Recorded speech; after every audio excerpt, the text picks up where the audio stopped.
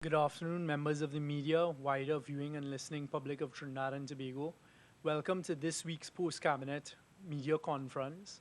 As you all are undoubtedly aware, the Honorable Prime Minister and a small delegation returned late last night. Unfortunately, we had a bit of a delay and we got in after 11 o'clock last night to Trinidad and Tobago after quite a successful energy tour that spanned both Europe and the United States. This afternoon, we're taking a little different route, and what we're going to start with is a short video presentation that just gives an appreciation of the contextual background of what we faced before going into this visit, and then we'll invite the Honorable Prime Minister to address us on the visit and the outcomes of the visit. So we will turn our attention to a short video presentation at this time.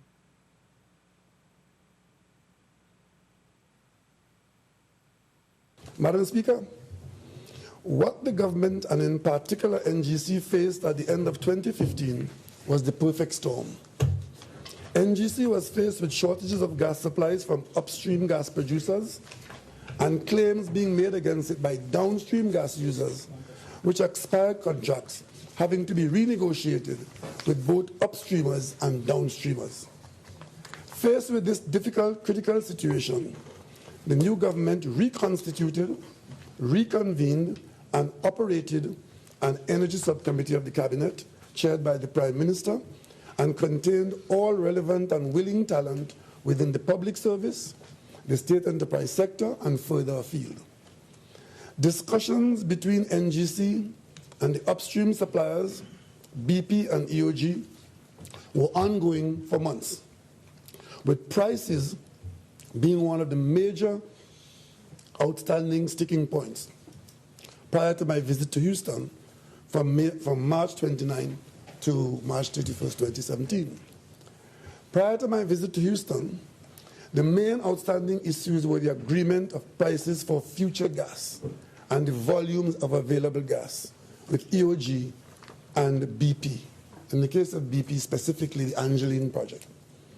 There was also the matter of securing gas from Shell beyond December 31st, 2017. Madam Speaker, BP was told that the government has a responsibility to the citizens of Trinidad and Tobago, just like BP has a responsibility to its shareholders. BP was informed that even as we want to reestablish ourselves as a place to invest in the hydrocarbon business, this PNM administration would not have agreed to a 100% tax write-off and capital expenditure in 1 year, and that this fiscal incentive policy affected Trinidad and Tobago's revenues so severely and so negatively.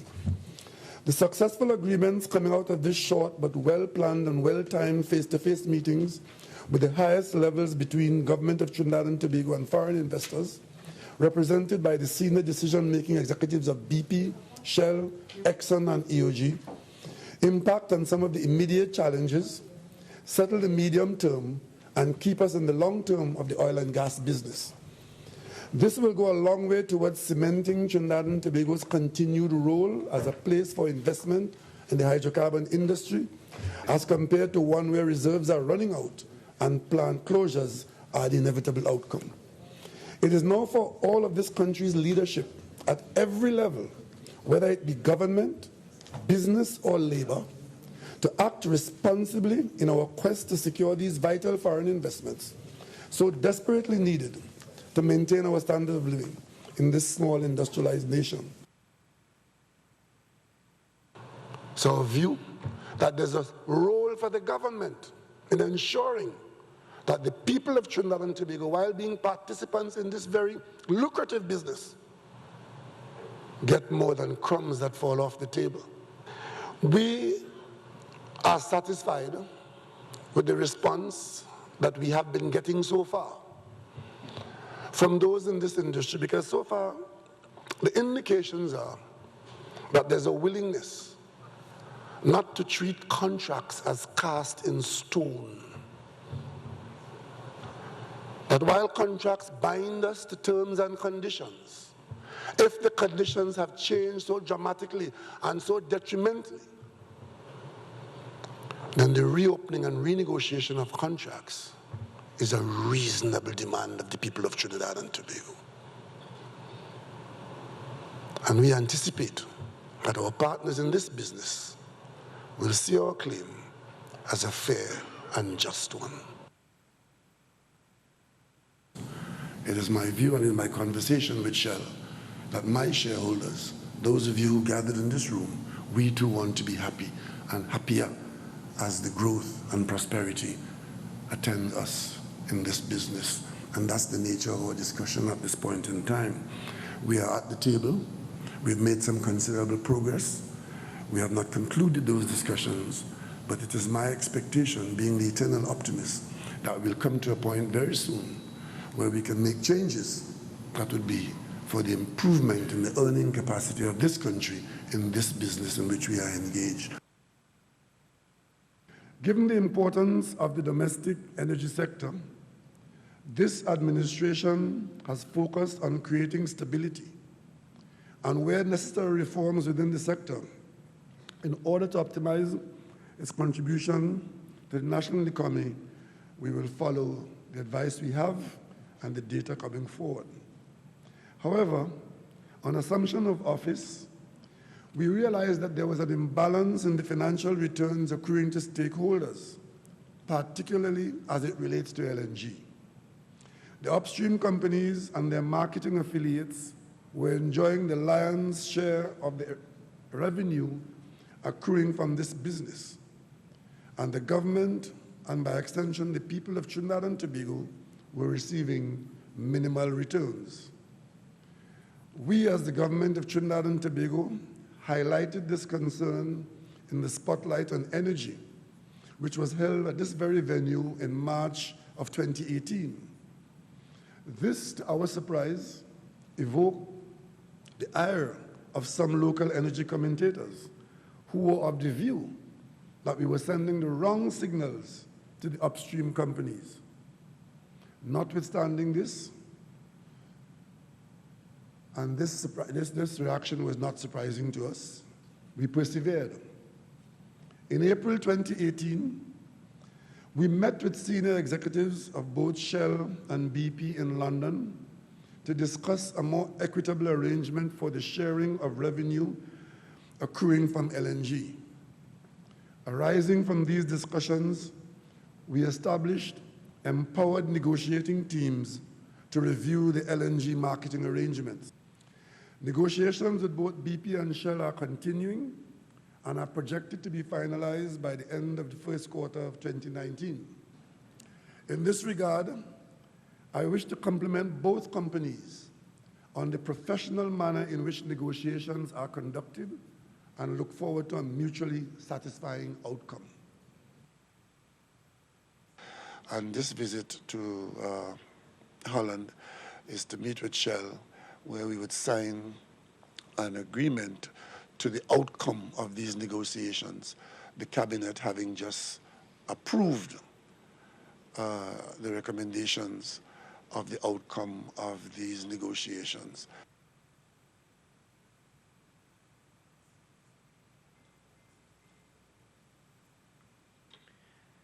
Thank you all very much, and that brings an end the video presentation. And at this time, without any further ado, we ask the Honorable Prime Minister to come and address.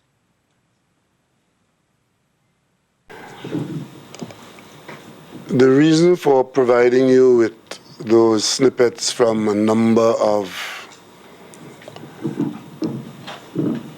statements made at different times in the last 3 years or so is to do two things. One, to give you the perspective against which we have just traveled to those energy companies, and two, to remind you that when it is said that on this matter of energy, that the government is acting in secret, that there's no support for a statement like that. In fact, as Prime Minister of Trinidad and Tobago, having taken the office in September 9th, 2015,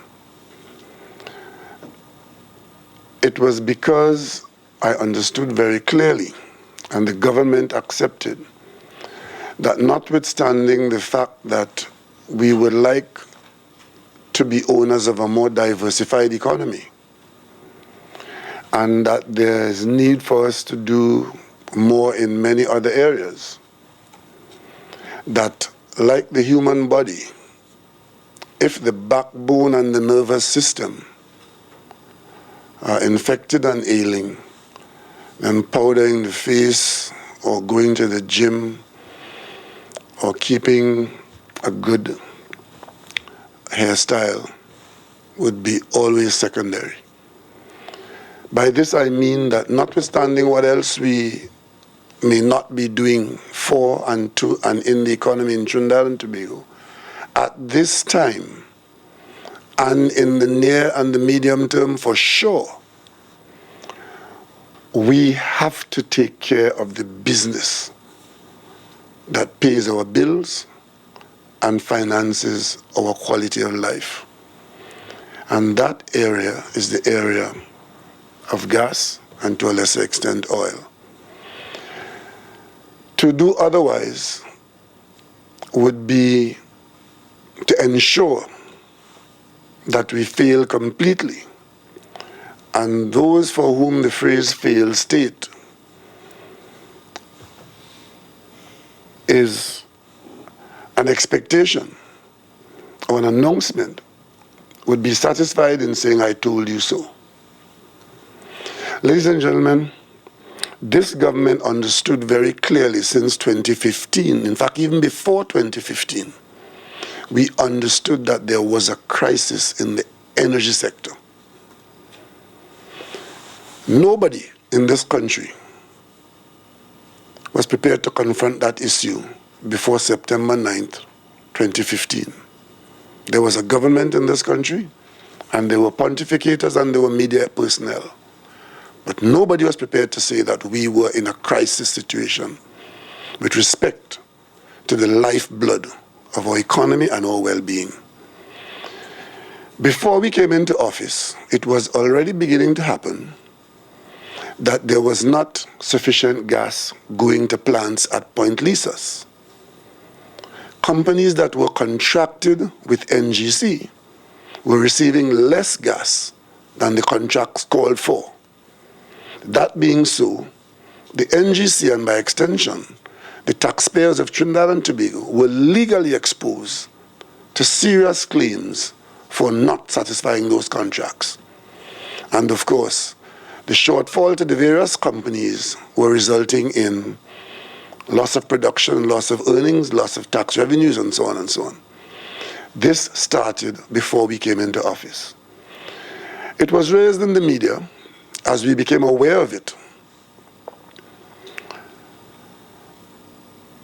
It was said that this development, which was quite worrisome, was only temporary, caused by maintenance work on some of our energy installations.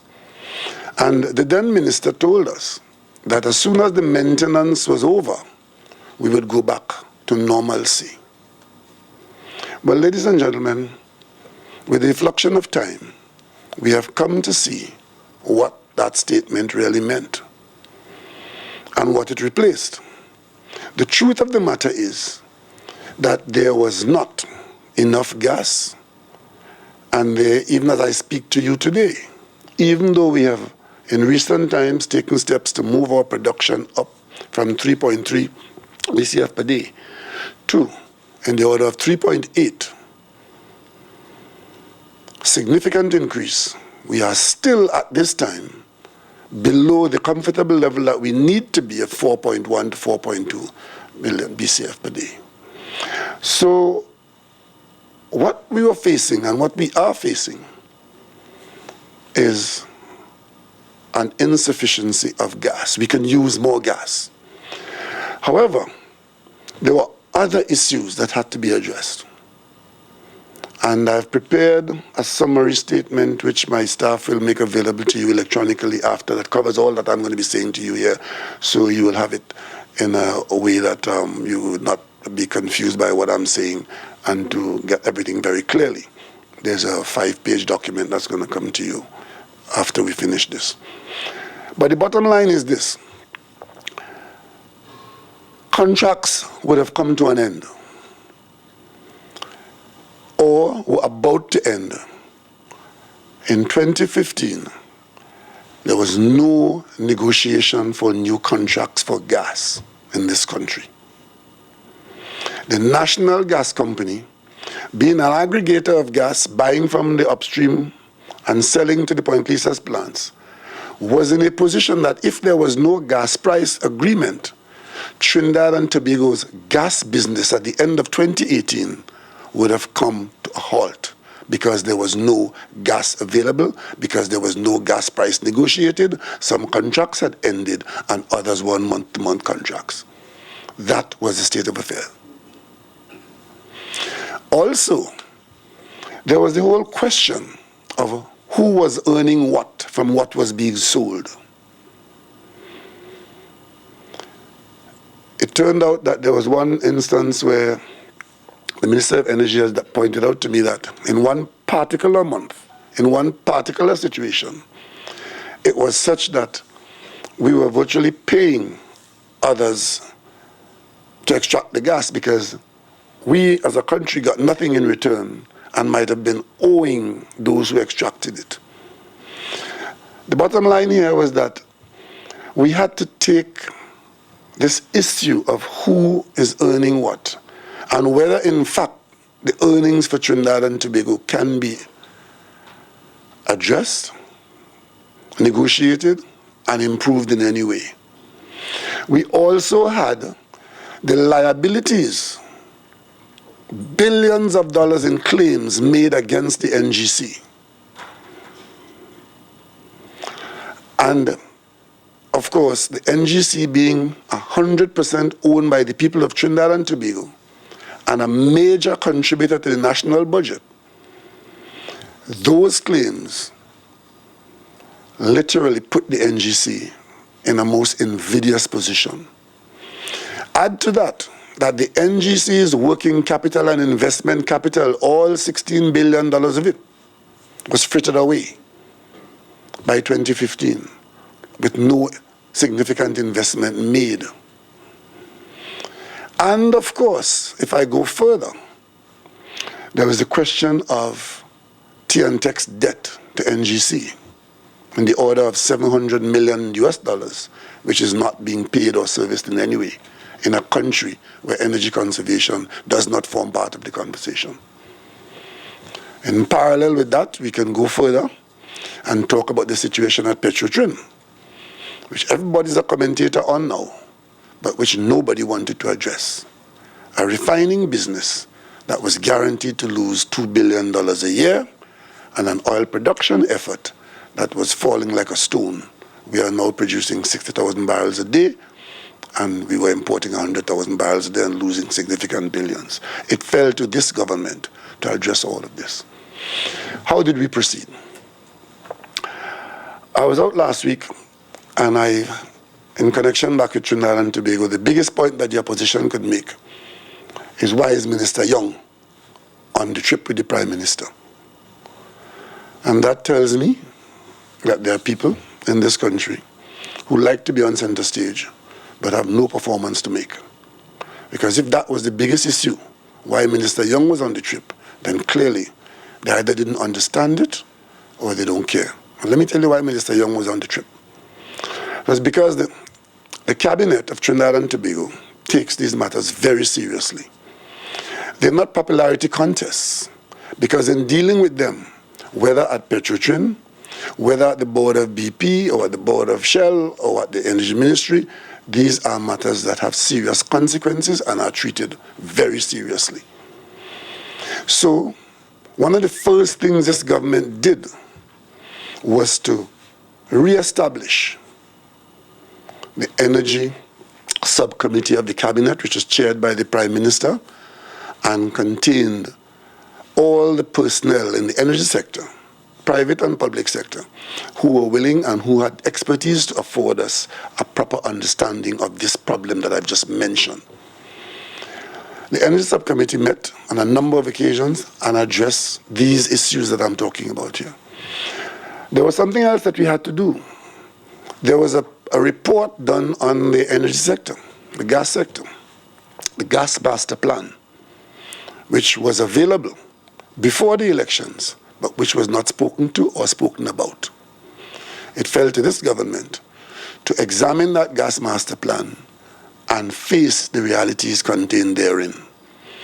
And what I just mentioned to you there, the whole question of the state of the energy sector, the gas sector, was largely in that master plan. One of the things it pointed out was our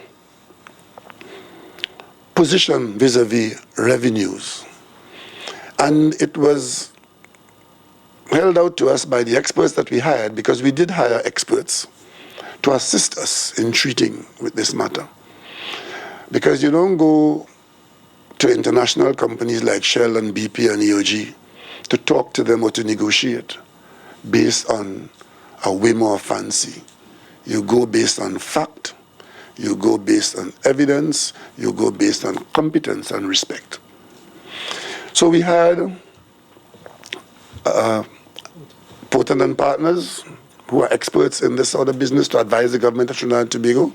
And we hired a major law firm, White and Case, because it's all about contracts. And the government's team buckled down to that. Before we did that, we went public here in Trinidad and Tobago. And some of you were there. Some of you might have paid attention. Your establishment certainly would have paid attention to what we call the Spotlight on Energy, where we brought before the national community the situation. We didn't go into all the details, but we brought to the country the situation with respect to our energy business and the seriousness with which the government was approaching it. And among that, one of the most important things was that the government intended to open discussions with the major companies about this question about who gets what from the earnings of our business here in Trinidad and Tobago. And of course, at that time, there were those who felt that that was a very bad thing to do because, as they said, we would be driving foreign investment from the country because what we need to do is to give them more incentives and so on and so on. But we felt that it was possible for us to raise these matters in every way and to negotiate with the companies that are involved. And those negotiations, in our first pass with the companies, we agreed between the companies and the government, Shell and the government in particular, is Shell. Shell was the main one because Shell had just bought out BG and a number of other companies here. And Shell is now a major player in the LNG business in Trinidad and Tobago. And we agreed that we would put what we call empowering teams, empowered negotiating teams, to sit down and go over these issues. Teams of expert personnel who had the authority to negotiate for. That's why they were called empowered, that they had the authority to negotiate and come to decisions over the table. They had the empowered team, we had our empowered team. And we set time frames within which the issues would be dealt with, and we come to positions which the parties could agree to sign off on. And this has gone on for quite some time, and as one of the clips just showed you, we had set ourselves to conclude this with Shell at the end of the first quarter of 2019, which would have been, that's the end of March. So by April, we were expecting. It went a little longer than we expected, but by end of March, we were well within sight of concluding, and we tidied those things up in April, and only then I was able to intervene and to travel around and sign off at Shell on what we call phase one of those negotiations. And we had concluded with BP the very sticky matter of the future of Train 1, because you would have been told early on that the contract and the life of Train 1 had come to an end contractually in 2019, and the partners, and we are a partner, we are a 10% shareholder in that business, and there are other shareholders, but the biggest one was BP, and BP and Shell, but BP is the main supplier of gas to it and so on, and these partners all had to decide what would be the future of Train 1. But most importantly, Shell becoming the owner of the business that it came into in Trinidad and Tobago, and being approached by us on the whole question of revenues to the people of Trinidad and Tobago, in the face of what we had raised with them on this whole question of improved revenues for Trinidad and Tobago, Shell's position had always been that we have broken no law and we are operating these contracts within the law. So there was no legal basis for us to make demands of that nature for past revenue streams. However, we did bring them to a position where some kind of accommodation could be had, even though there was no legal basis on which we could press a legal claim. But more importantly, in talking to these companies, the negotiation has brought us to a place where we are now in agreement.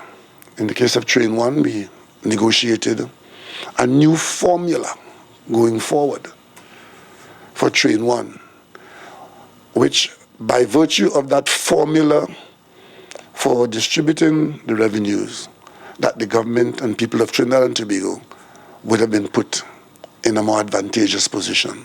Unfortunately, just as we agreed to do that for the extension of 5 years, the question of the unavailability of gas reared its head again.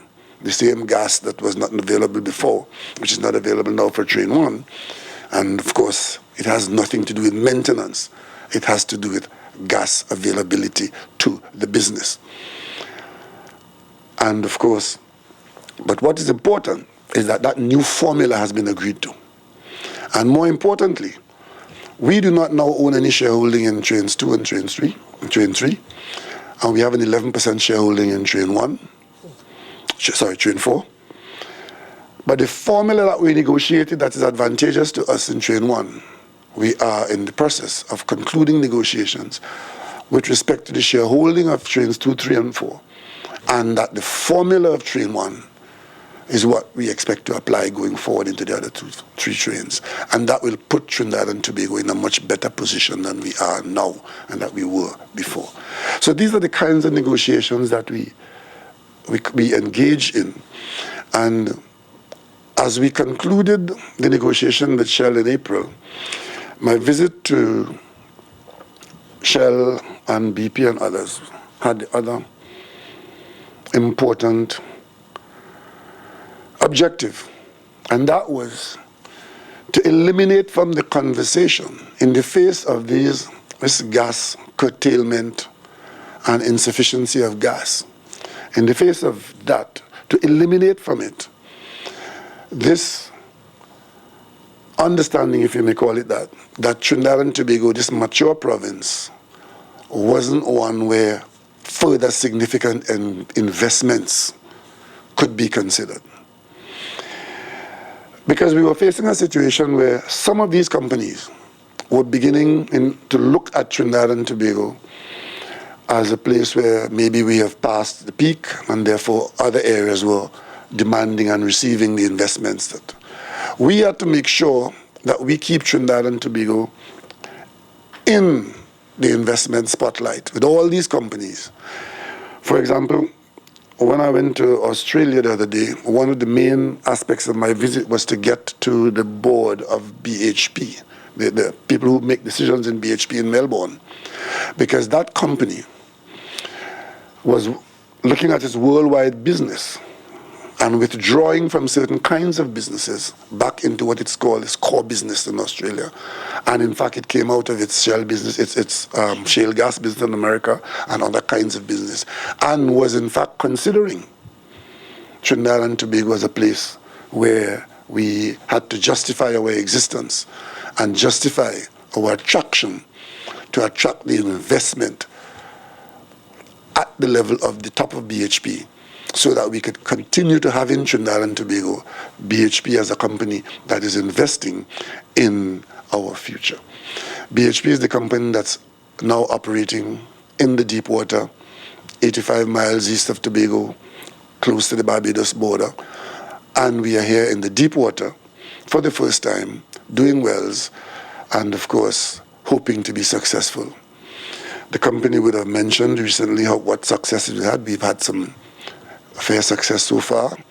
We've had some disappointments very early in the proceedings. But what the government has done to encourage that, as part of the discussions we've had with BHP, to keep our exploration going in those areas, is we've been very flexible with respect to where wells are drilled and how many wells are drilled.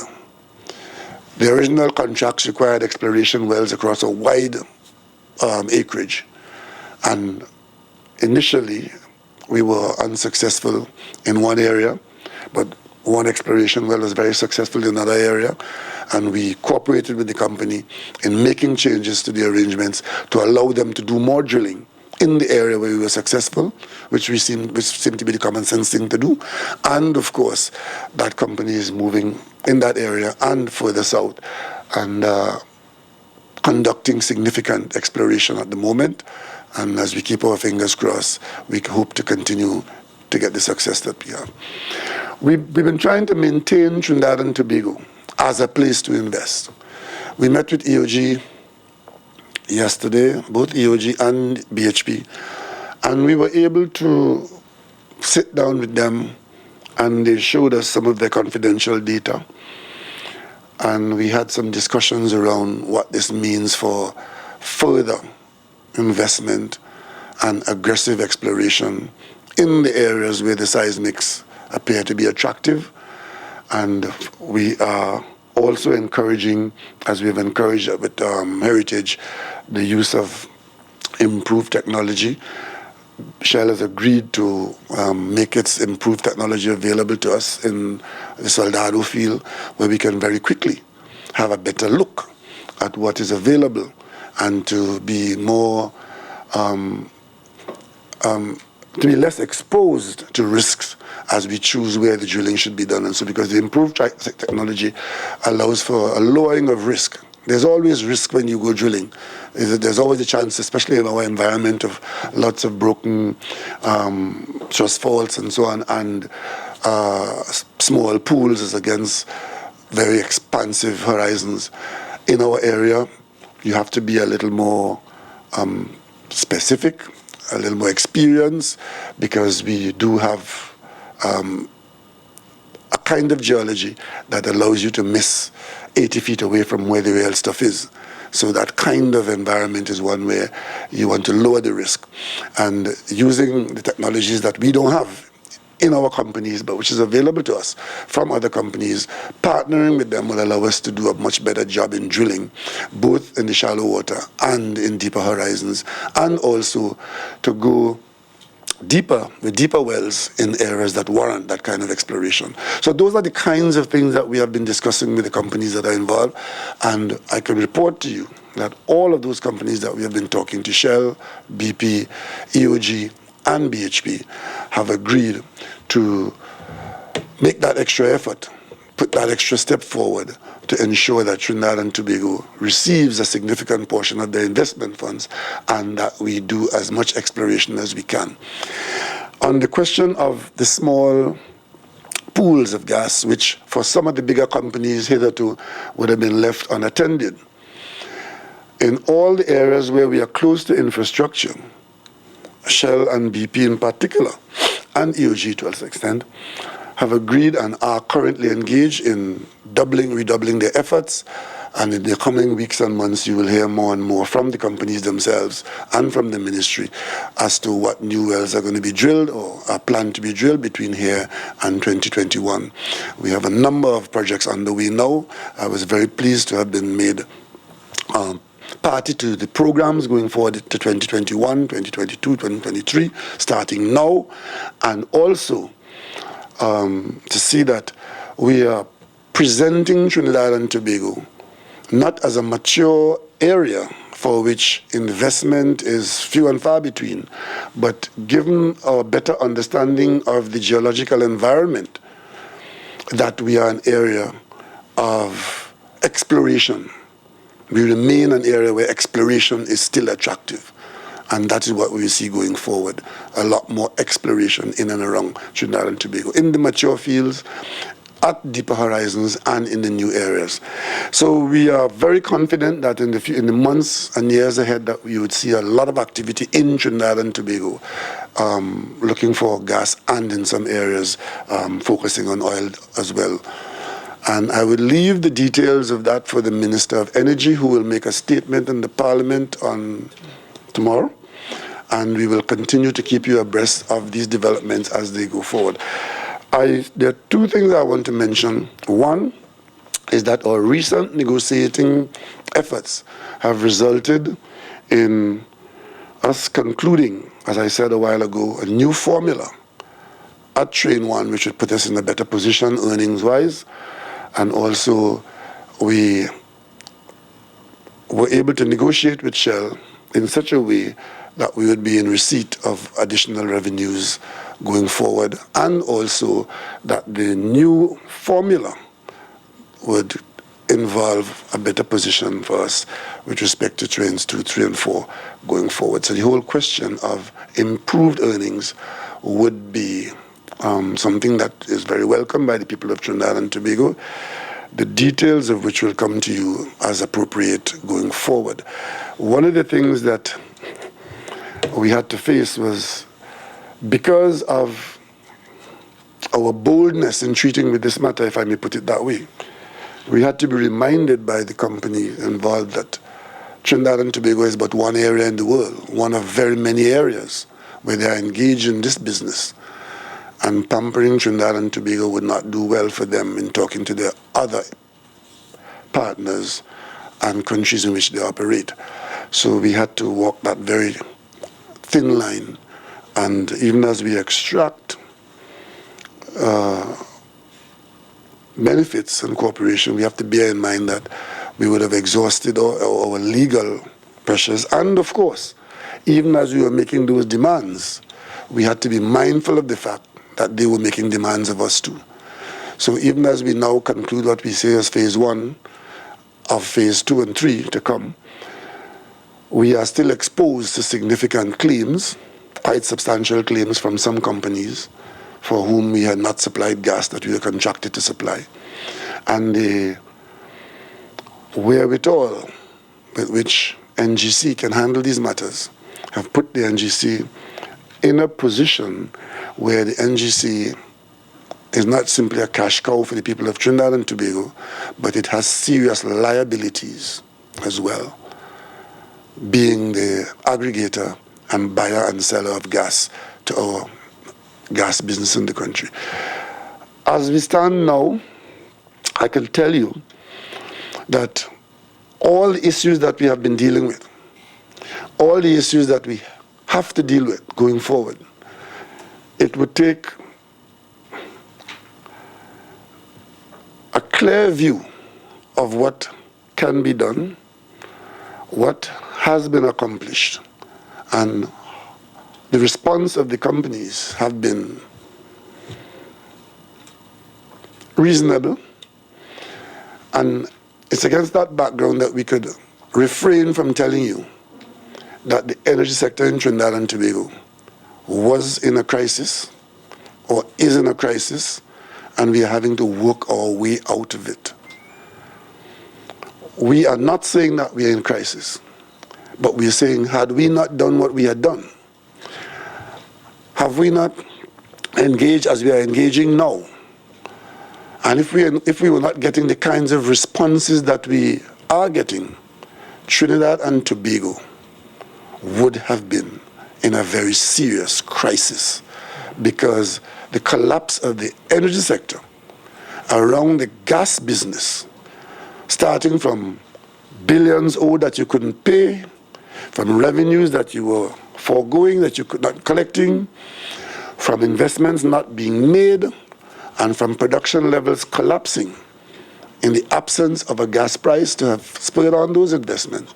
All of those things, that perfect storm of all those negatives, could easily have collapsed our energy sector. We believe that what we have concluded in April and what we have signed off on now and what is coming to us, we have dodged that bullet, and the energy sector in Trinidad and Tobago, going forward, 2019 going forward, is in a much better position now than it was when we took this responsibility in 2015. The Minister will speak a bit more on this matter in the Parliament tomorrow, and of course, as we go forward, we'll keep you informed. I just want to make one other comment, and that is, there's this view being peddled by some people in this country now about secret government and secrecy. This government has no benefit to get from hiding information from the population. As a matter of fact, we don't want to panic the population as we could have done since September 2015. We give you the assurance that in Trinidad and Tobago, there's a government that takes its responsibility very seriously, and we have the competence and the faith in our nation to treat with very, very difficult matters, not the least of which is sitting down across the table from multinational corporations and negotiating or discussing the business of Trinidad and Tobago. But there are some commercial business where confidentiality is valuable. I've seen in one of your editorials reference to this business about secrecy and comparing Trinidad and Tobago with other countries.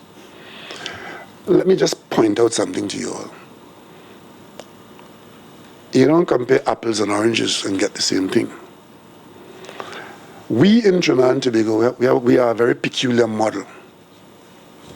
We're not the only country where hydrocarbons, oil and gas, that is the lifeblood of the country, and the economy is lopsided in not being very diversified, but relies very heavily on those two products. But in Trinidad and Tobago, our model is one, the government, the state, owns the resources, the acreage, and lease it out to international companies particularly to bring the investment funds to do the drilling and produce a product at the wellhead. We have that. We also have a state company controlling the lion's share of aggregating the gas, contracting to buy it at the wellhead, and contracting to sell it downstream to the users, like at Point Lisas.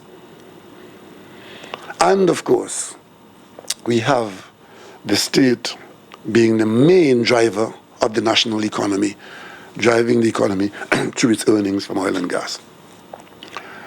So when we talk about what we can do here in Trinidad and Tobago, for example, a matter of the gas price, I would not be surprised if the first question I get from one of you this evening, what is the gas price? And we say to you, excuse me,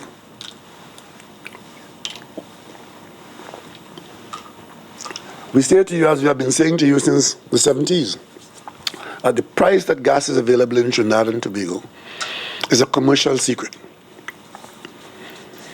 Because not everybody pays the same price. And for good reason. When you go into Hilo and you ask them for a tin of milk, you didn't ask them how much to pay the person who brought the milk. You determine whether the price of milk is reasonable and affordable. But the price of the gas in Trinidad and Tobago is important. It may not be as important in another country where you don't have an aggregator owned by the state, and you don't have the state buying up front and selling downstream. So you have to protect your trade secret. If you don't, well then it might be a good thing to put it on the front page of the newspaper, fine. But then just bear in mind that when you go to the next person, and let me just give you an example of what happened here, and this gas price story. Just a little example. The Manning government, of which I was a part, in wanting to develop the Labre community, Labre Point 14, and with Point Lisas being filled out with business, gave a gas price to a particular company and used the gas price to attract that company to Trinidad and Tobago and to the location in Labre. that gas price was a better gas price than companies in Point Lisas were having. Because Point Lisas was a developed facility, developed environment with all the infrastructure and so on, and they were paying a higher gas price than the company that was going to go and start the business and open up for the people of Library Point 14 by putting that plant down there. It's called a greenfield environment, greenfield price, right? Because they would have had to put everything in and start from scratch down there. That was contracted, and the company came to Trinidad and Tobago to do that on that agreement. The government changed. The new government then allowed that company to not build its plant in Library, but to build it in Point Lisas, but kept the gas price that they got to attract them to Library. The minute that happened, the rest of the companies wanted to find out what price they were paying for their gas. And of course, they found out. And they then started to say, well, we too have to get a kind of benefit. Significant losses came to the people of Trinidad and Tobago. But recently I have heard, and I have not confirmed the details of it yet, but somewhere along the way, I have heard that in some court matter, in some kind of arbitration in this particular matter, this company was able to get the court to rule a gas price for the company, which would mean that the NGC must buy the gas at a higher price and give it to the company at a lower price. That's just one part of the conundrum of the crisis that exists in the energy sector in Trinidad and Tobago. So the gas price is an important trade secret. And that's just only one little example. And of course, until we execute the new models to get the full benefits, I ask you to be patient in accepting that we have, in fact, new formulae which will give us better earnings. And of course, there are some settlements that you will be told about in the coming not too distant future in terms of quantums of improvements. So we have improved our position, but let us not get carried away by this demand for information which, if made public at particular times, could in fact harm our ability to negotiate and to get the best. You would hear members of the opposition demanding what I just told you. I want you to ask them one question. How many times did they tell you the gas price when they were in government? And there's one particular gas price that they would never have told you because they did something in secret that is now of great concern to us. Because there's one particular plant, there's one plant that came into being under their stewardship where they've contracted us to a guaranteed loss position going forward. Guaranteed loss position. And you'd hear more about that in the future. And of course, they had changed the policy without advising the country that our gas allocation policy had changed.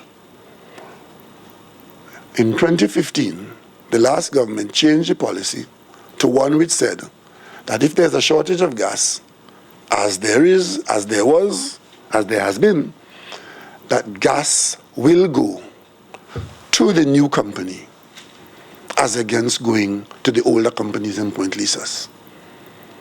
What that would have done is to leave us in a position where we have this guaranteed loss position in the new company going forward. But every company in Point Lisas that would have been so affected would have continued to make these billion-dollar claims against the people of Trinidad and Tobago. It was Minister Young acting as part of the government's response to these problems, an experienced lawyer, being a member of the cabinet, appointed to the office of the Prime Minister for good reason, who was detailed to go to Japan to talk to the Japanese government to get them to relinquish that aspect of the contract into which we were tied. And of course, with respect to all the negotiations that were taking place in the last 2 years, Minister Young, at the office of the Prime Minister, was a significant part of the government's team.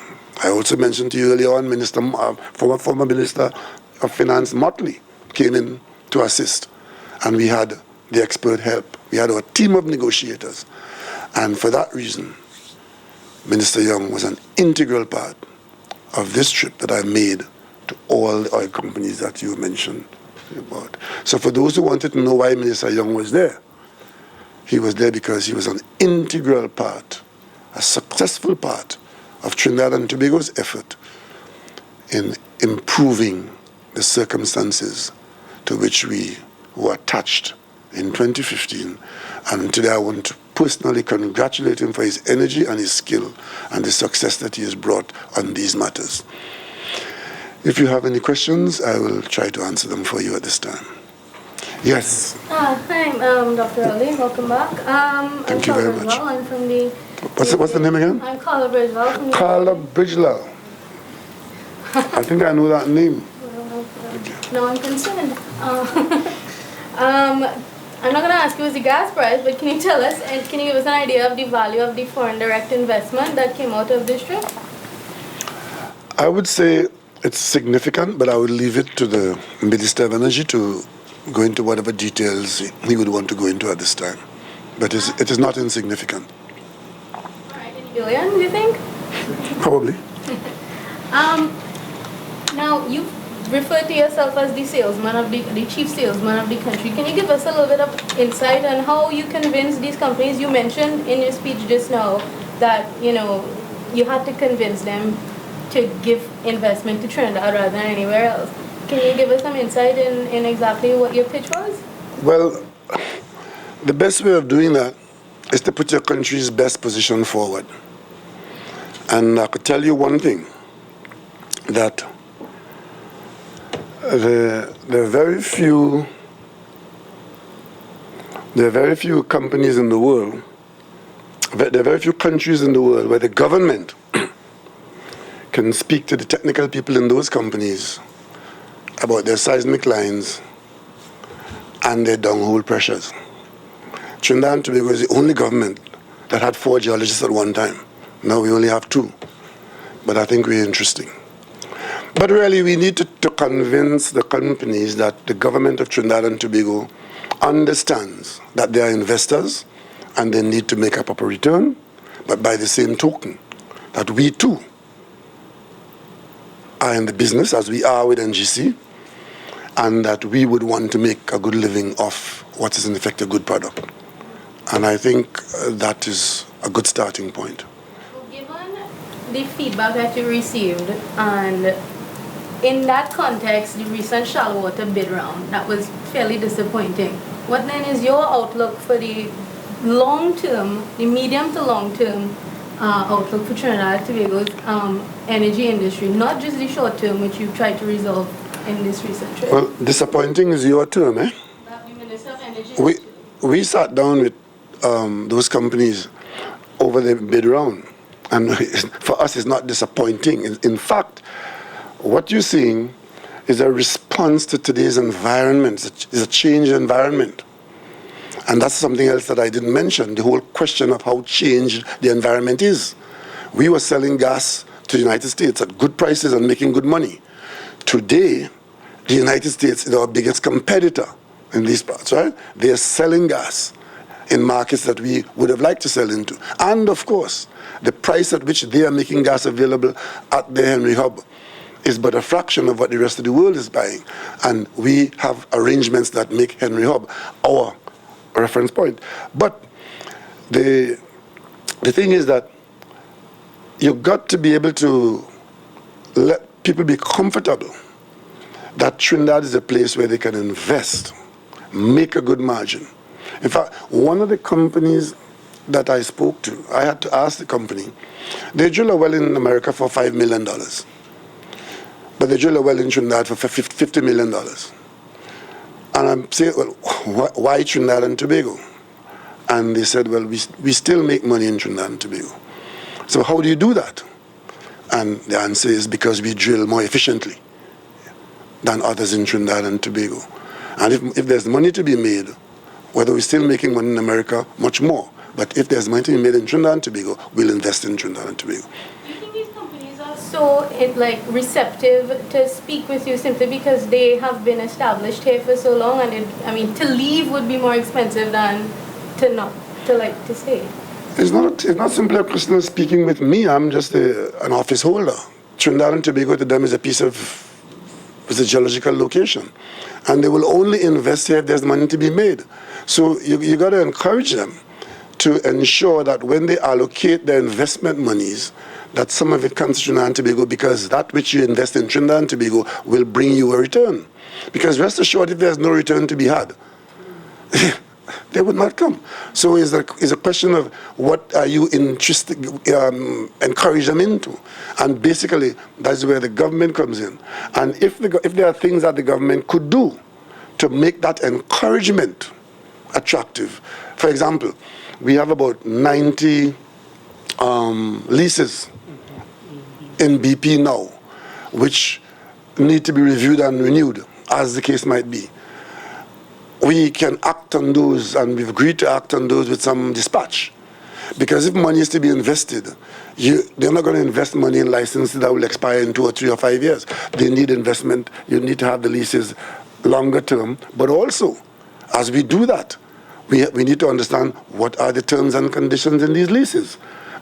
How do we renew these leases so that Trinidad and Tobago could ensure that we get a proper return from any success as the drilling goes forward? So these are the things that we talk about and that we do. And we've committed to getting leases renewed, extending periods, and whether we're dealing with production sharing contracts, and there are certain things in there which we have concerns about, which we can accelerate or which we can tweak. So these are the kinds of things that are happening now. Can you just tell me then what sort of time frame them into the future? Is it a 10-year plan that you're looking at, or a 20-year sort of plan? Immediate to indefinite. Some things are immediate, some things are long-term. For example, with the negotiations that's been going on, which we concluded in April, we have a 60-day window to close off, sign off, pay off in that window for that aspect of it. There are other things that we have a longer horizon to bring about an investment decision on platform construction, giving the clearance to go forward with certain kinds of developments. Also, in order to bring gas in, because as you keep consuming gas today, if you don't replace it by new gas, then your reserves keep falling. So if you're going to stay in the business in 2021, 22, 25, 30, you've got to do certain things now to ensure that they make those investments now. Right? So those are the kinds of things that we're talking about. Is there going to be a change in legislation for any of these things? But for example, the new formula with Atlantic? These are contracts covered by the existing legislation. But if there requires legislation from time to time, well, the government has never been hesitant to do that. So, but it's not really a legislation thing. It is largely how the contracts are agreed to, what you are agreeing to in the contracts, and what the contracts apply to. Mr. President, Jesse Ramray from CNC3, and on the note of the new formula being negotiated, could you just provide a little bit more details about it? Is it that gas will not be supplied? Is that the possible temporary closure of the Train 1? Will it be averted? Well, I'm not the Minister of Energy. I'd leave those details for the Minister of Energy. I just wanted to say that the Train 1 situation, we discussed that with the companies. There's a period of review that has to take place. Unfortunately, just as the new agreement had come into being, we had these setbacks with these 3 wells, one of which didn't have anything to do with the Train 1.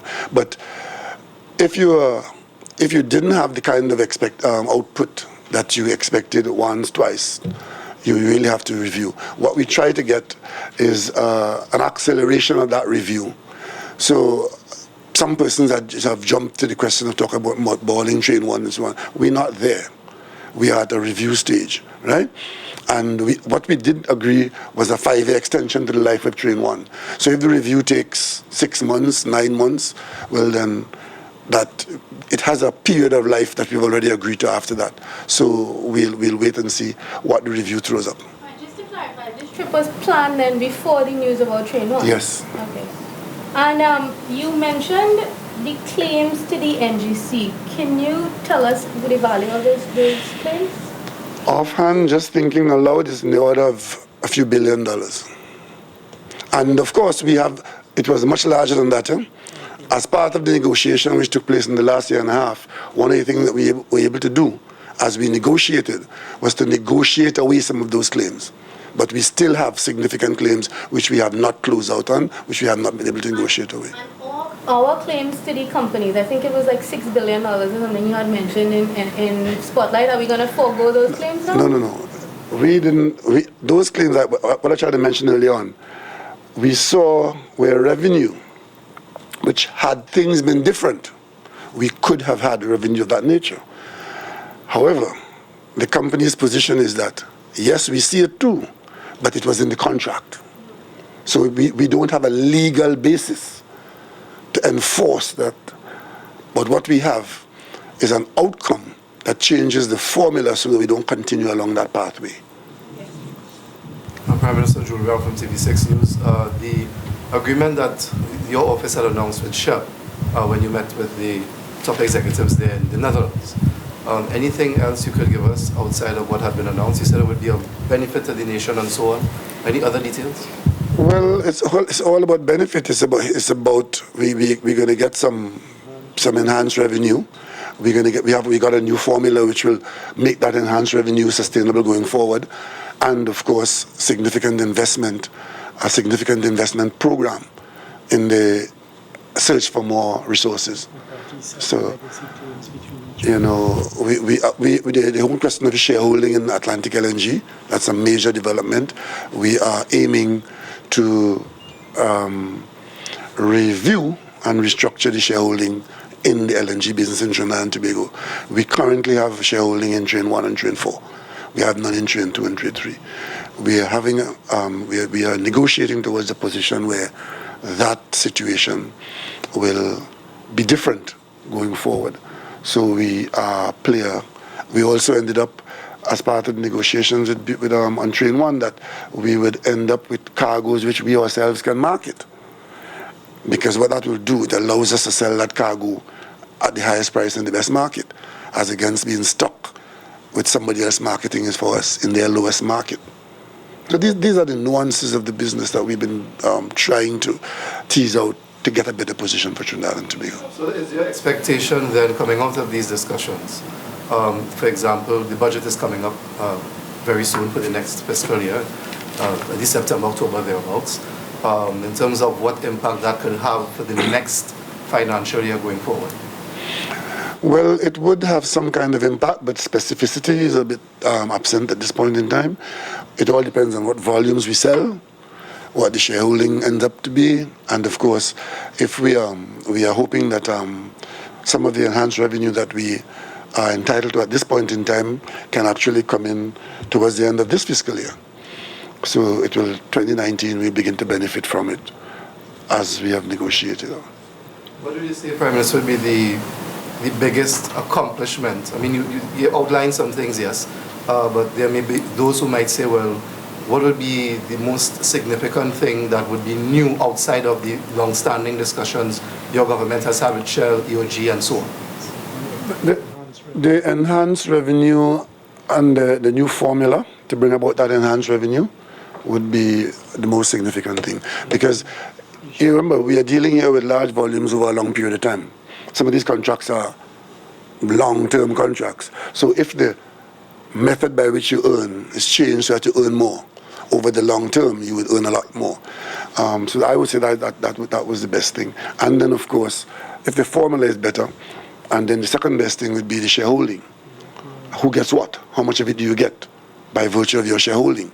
And of course, we do get some consideration for some of the outstanding issues which we have brought to table and got some agreement from the companies to pay us some monies along those lines. So just to clarify, as it stands then, the 5-year extension plan for Atlantic... That's a train one, train one. For train 1 Atlantic is still... Yes, that is yes. Okay. And how much, in terms of the long-term outlook for Trinidad and Tobago's energy sector, how much does cross-border fields with Venezuela play into that sort of outlook? With Venezuela? Well, as a matter of fact, I'm glad you mentioned that, because one of the agreements we've got with Shell, you know Shell bought Chevron, and Chevron was a part holder in the Manatee aspect of Loran Manatee.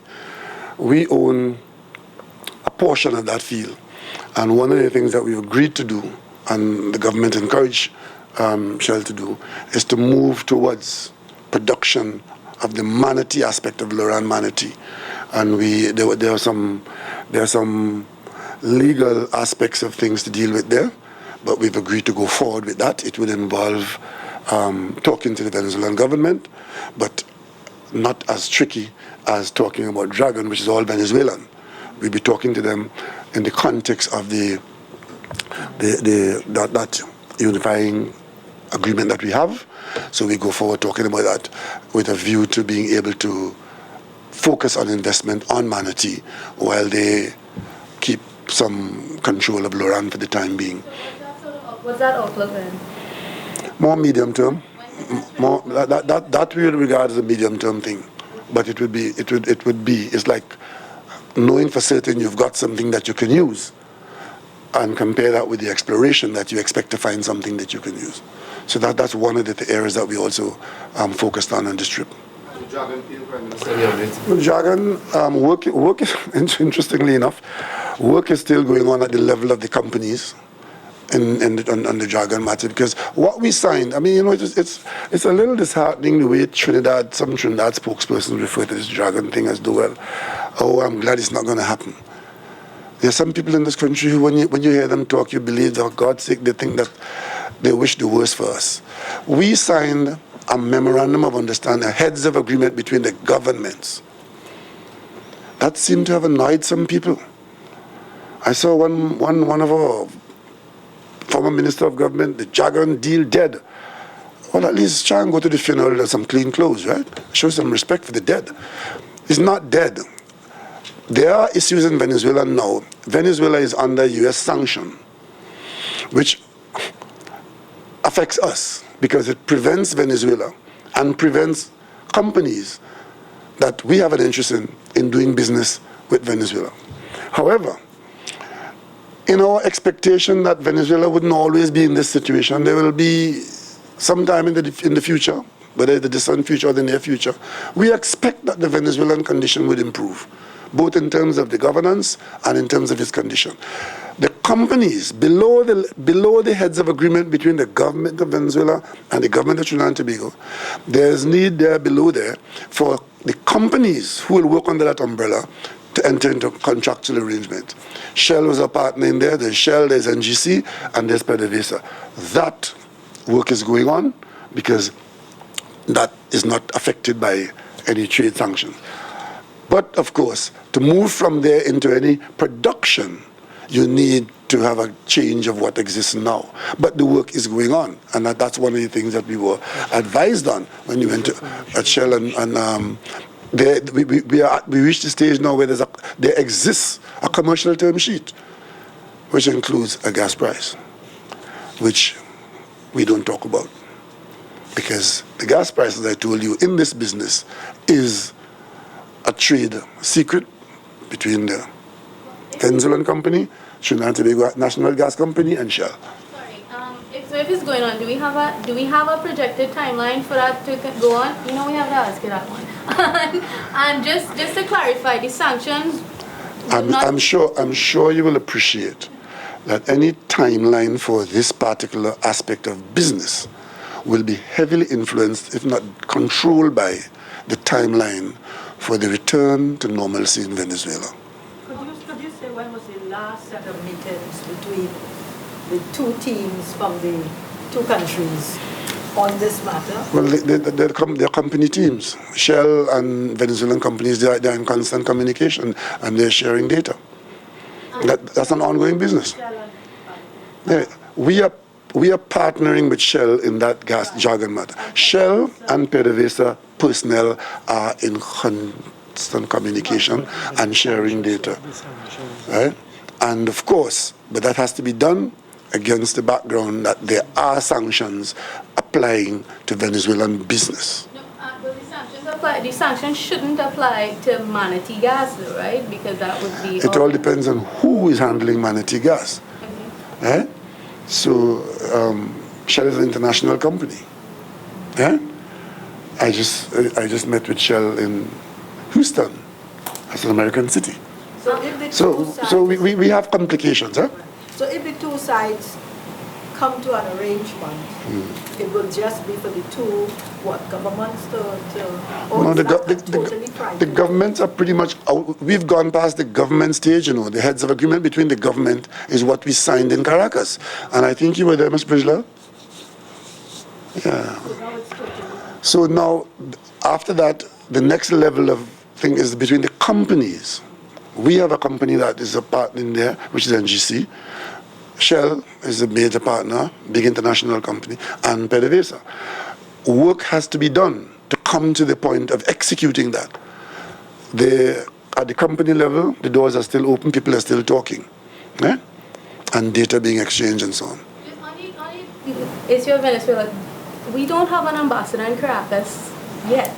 Is there plans to appoint one? We do not have an ambassador in Venezuela, but we have an embassy. We have a functioning embassy.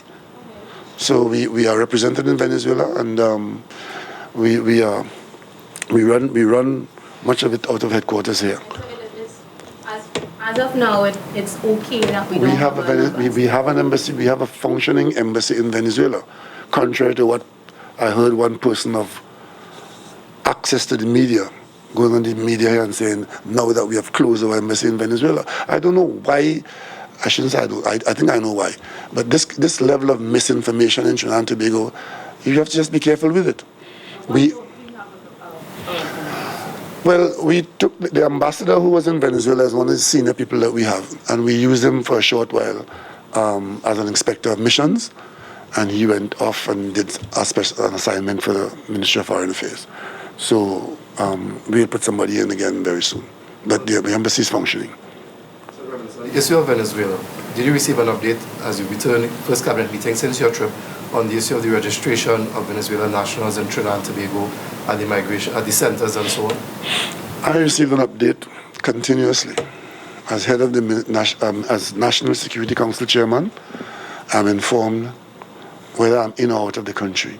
I'm informed of matters of national security in Trinidad and Tobago, so I've been kept abreast of all that has happened, and I'm quite pleased with what is going on and how we are handling it, and I look forward to the completion of the process, and we will just keep doing what we have to do to ensure that we are positioned. I very deliberately and very carefully from this very podium, before I went away, established Trinidad and Tobago's position very clearly for all to see and hear, and that position remains. The numbers that have been registered thus far appear to be fairly far removed from the numbers that have been bandied by some of the international agencies. So is it that are you satisfied with the rate of the registration? And is it that we may have to consider extending the time, the 2-week period, given what may be a slow process of registration? We assess the situation using our estimation of what we were dealing with. We are also aware that there were persons whose agendas would have been better served by inflating the numbers. We heard the opposition talking about 60,000 people, some people talking about 40,000 people. We had a feel as to what kind of numbers we're dealing with. And against that background, logistically, we felt that in the period that we put there, which ends on sometime in mid-June, on the 14th of June, persons who require to be registered would have been given appropriate time to register. We will assess it at the end of the period, and only at that time we will be able to tell you more definitively what the number is as we register them. If there are persons who allow that period to pass and put in large numbers and not bring themselves forward for registration, we have to be cognizant of that and understand what that means too. What we did, of course, we did so maintain our border patrols that we didn't have the kinds of floods of people that some people were anticipating. We pretty much were confined to those who were already within our borders. And when we get the number at the end of the period, we will assess it. If it turns out that there are people who have not been registered and there's a requirement to register them after, we will consider it, but we are not now holding that out as any prospect. What we are saying to them, if you do not come forward and get registered and you remain here illegally, then you would be facing removal. We are not going to run this as a continuous process. We will know who we're dealing with. We will then be able to determine the nature of the assignment we have within our border. It is for 1 year. I've seen questions being asked about what's going to happen after a year. Well, we have to assess the situation. If the Venezuelan situation has worsened after a year, then we will expect a certain kind of response. If it has improved after a year, we will expect a certain kind of response. We've given ourselves a year to treat with the issue. And as we get to the end of that period, we'll be in a much better position to take a position as to how we should close this off. Right? However, what we have done is to limit our involvement in providing space and resources to Venezuelans who are fleeing. And that was the number one requirement. Limit our exposure to that. Does the government have a position on the possibility of marriages of convenience taking place within the year thing to bypass that 1 year limit? Or I just want to say something to the people of Trinidad and Tobago, that we, more than anybody else, should know how to live in other people's country. Because there's hardly a country in the world where there are not members of your family, in some instances, and our nationals, from Cyprus to Argentina, from London to Canada, where immigrants do all kinds of things. And if Venezuelans fall in love with Trinidadians, they say, you want to be the one to say you're not in love? that's why I'm asking you the question. No, but I must say, I mean, some countries do turn down obvious marriage of convenience if the facts show that you are really abusing the hospitality. But I don't know that we should, dive so deeply into it to want to put regulations on that. Trinidad and Tobago and Venezuela, we've had a long history of association, way back. And now this particular development in Venezuela has forced us to be a little more forthcoming, but being very careful not to encourage mass migration to our shores. Because some of the advice you were getting, both local and international, would have resulted in mass migration here. But we have been very careful to say no to those exhortations. But on the other hand, we do have some people within our borders who we expect to be made welcome, and that we would share with them what is reasonable. And as some people would say, or have said, we expect that this too will pass. You said that you would be limiting the space and the resources. But of course, and the Minister of Finance, that is in keeping with what he said too, because I think he said that education and health and so on would not be included.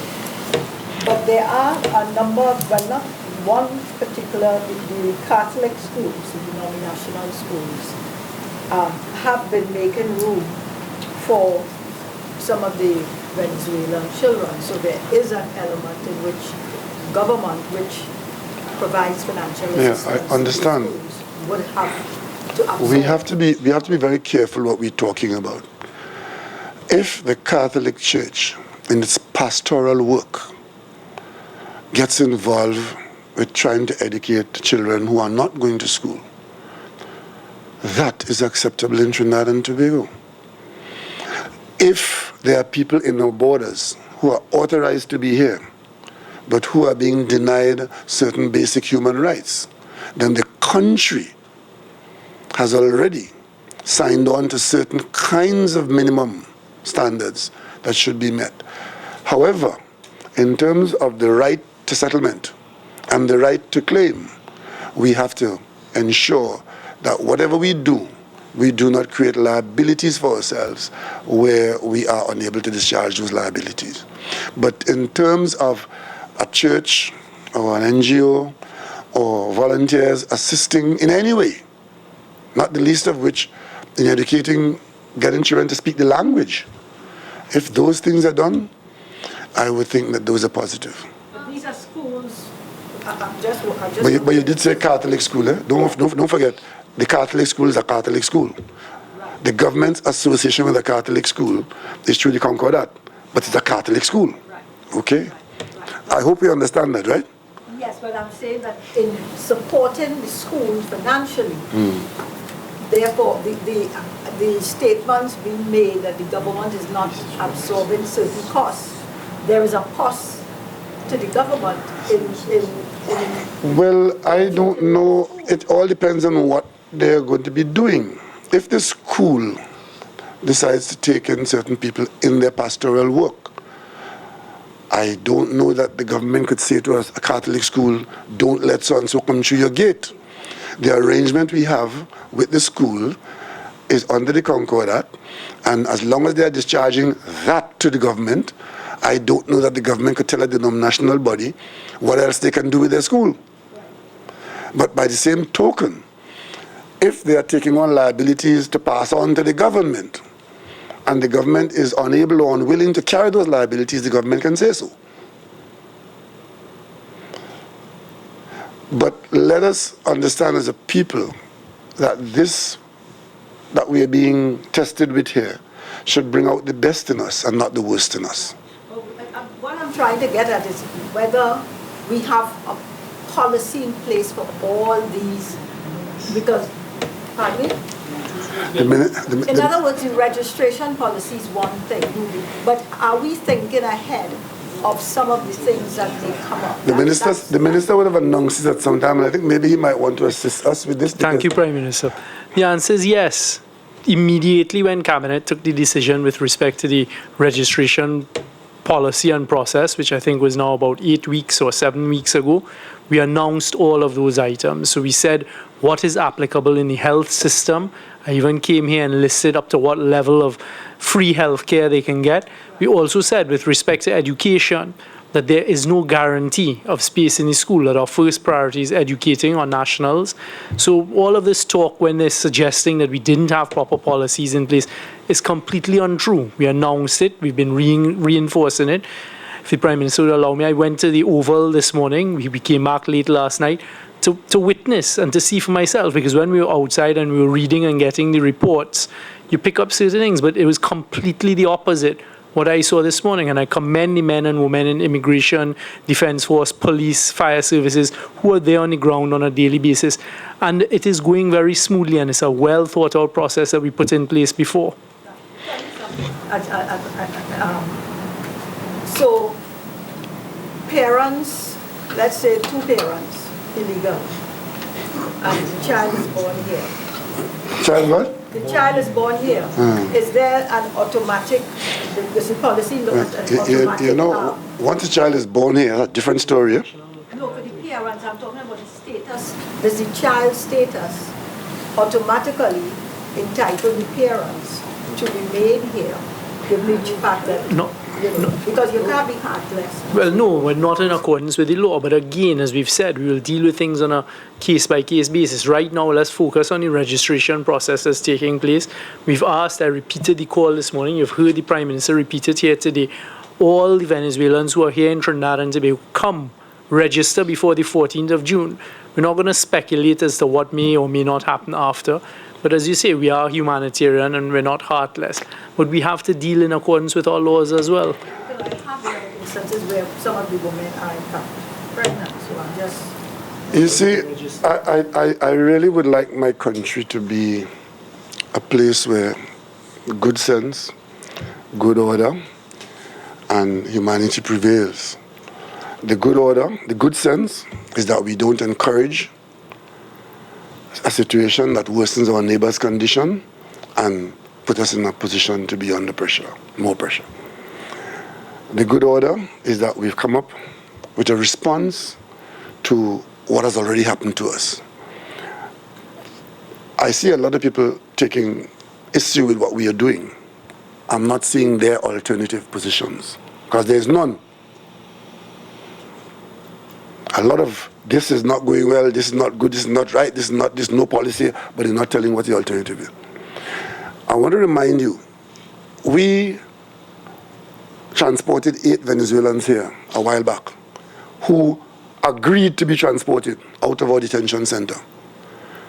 And I noticed the same set of voices had a lot to say, both at the national and the international level. So you send them back home, it's a big noise.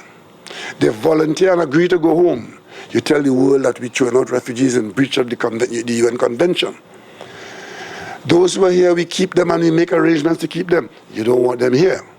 So all I'm telling you, there are different voices at different times saying different things. The only consistent in this is the government. Government. Because it is the government that has to do what has to be done. And while I'm on this go, I haven't done it yet, but I intend to do it. And so you're the first to know. I intend to ask the Minister of National Security to bring to the National Security Council an assessment of who we have in the detention center there, particularly Africans, who we have not been able to deport because we have not been able to pay the humongous cost of transporting a deportee from Trinidad to Ghana or Nigeria. There are not many.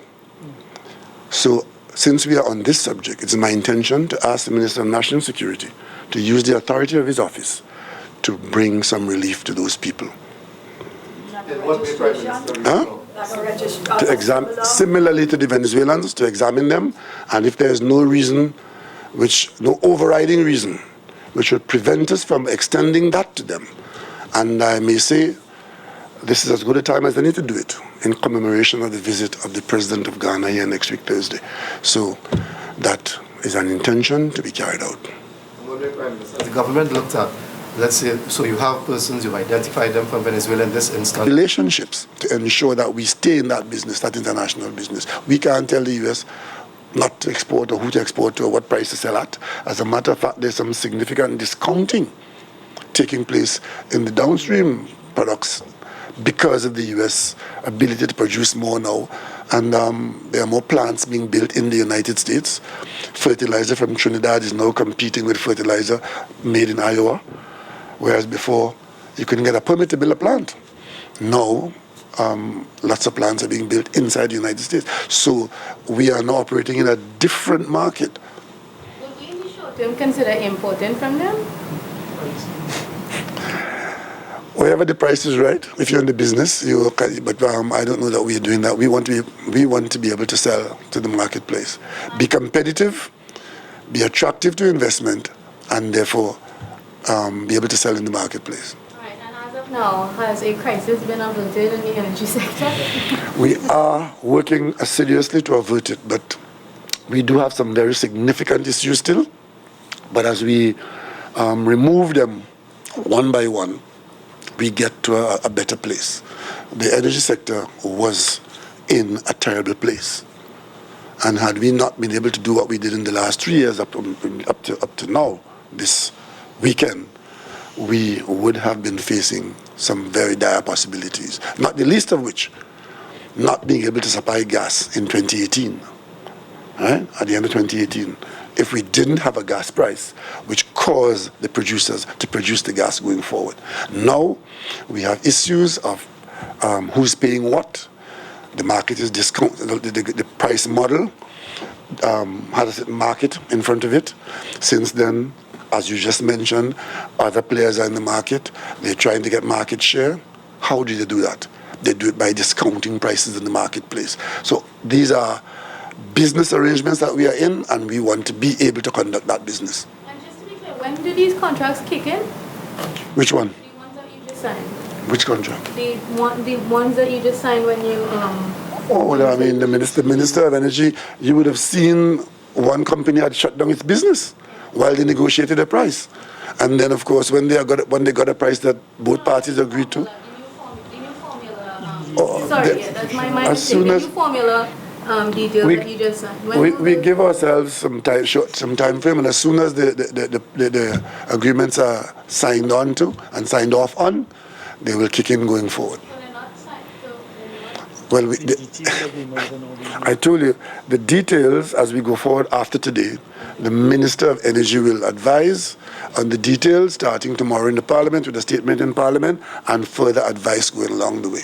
We don't want to get ahead of ourselves, but we've made progress where those who are involved have agreed to do certain things, and those certain things have to be contracted out. Okay? So I did ask a while ago for some patience. It would require some patience. And please, don't follow the fake news. The government will give you all the information that we are able to give you. Some people don't believe that is all that we can give you. But the most we can do is tell you, this is what we have now. This is what we're working on. This is what we expect. This is what the outcome is. That's how the government has been. And that is why we have played those clips before, to show you that we are not into knee-jerk actions. We systematically address this issue upon coming into office. As a matter of fact, as we go forward, it's quite possible that we may have another one of these spotlight arrangements on gas in particular, so that we could keep the population properly informed of the business in which we are involved and which is so important to us. Thank you very much.